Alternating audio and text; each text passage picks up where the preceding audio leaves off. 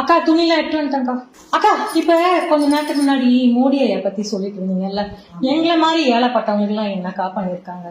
அதை இப்படி நின்றுட்டே எல்லாம் கேட்க முடியாது. ஏன்னா இன்னைக்கு நாள் ஃபுல்லா சொல்லிட்டே இருக்கலாம். ஏன்னா அவ்வளோ பண்ணியிருக்காரு நம்ம மோடி ஐயா. இப்படி உட்காரு, நான் உனக்கு விரிவா சொல்றேன். சொல்லுங்கக்கா. முன்னெல்லாம் நீ இந்த காசெல்லாம் சேர்ப்ப தெரியுமா, மாச கடைசியில யூஸ் ஆகும்னு சொல்லிட்டு அதெல்லாம் எங்க வைப்ப, எப்படி சேர்ப்ப?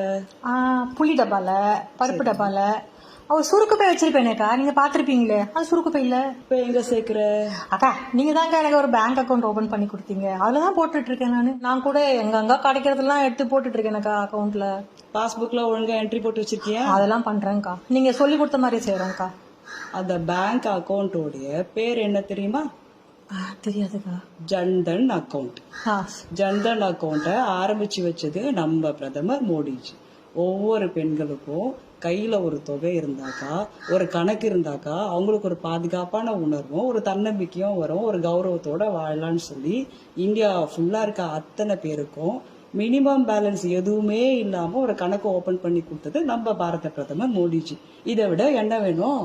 அக்கா இவ்வளவு நாள் எனக்கு தெரியவே தெரியாதுக்கா, இப்பதான்க்கா எனக்கு தெரியும். அப்புறம் சொல்லுங்கக்கா. வேற மற்ற அக்கௌண்ட்ல எல்லாம் 1000 ரூபாவது மினிமம் வச்சிருக்கணும். அப்படி இல்லைனாக்கா ஃபைனை தீட்டிடுவாங்க.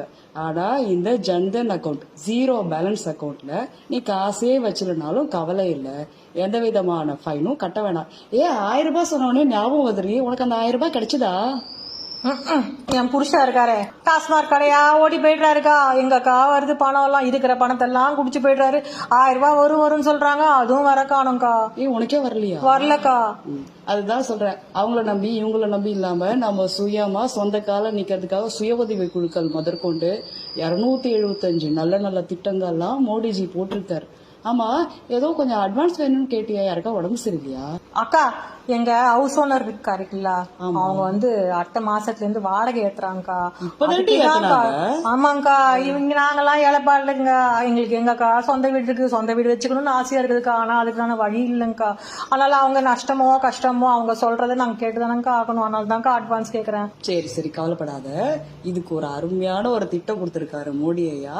உங்களை மாதிரி கஷ்டப்படுறவங்களுக்கு எல்லாம் வீடு அப்படின்றது ஒரு கனவு தானே. ஆனா நீ கூட வீடு வாங்கலாம். எப்படிங்கக்கா? ஒன்னும் இல்ல, ரொம்ப சிம்பிள். ஆதார் கார்டு எல்லாருக்குமே இருக்கு, உன்னோட வருமான வரி இருக்கு.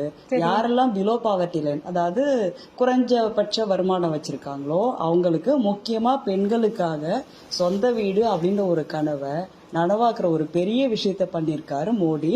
நான் உனக்கு இதுக்காக விசாரிச்சு சொல்றேன். இந்தியா ஃபுல்லா கோடிக்கணக்கான பேருக்கு, அதுவும் முக்கியமா தமிழ்நாட்டுலதான் இந்த மாதிரி எல்லா பெனிஃபிஷரிஸ்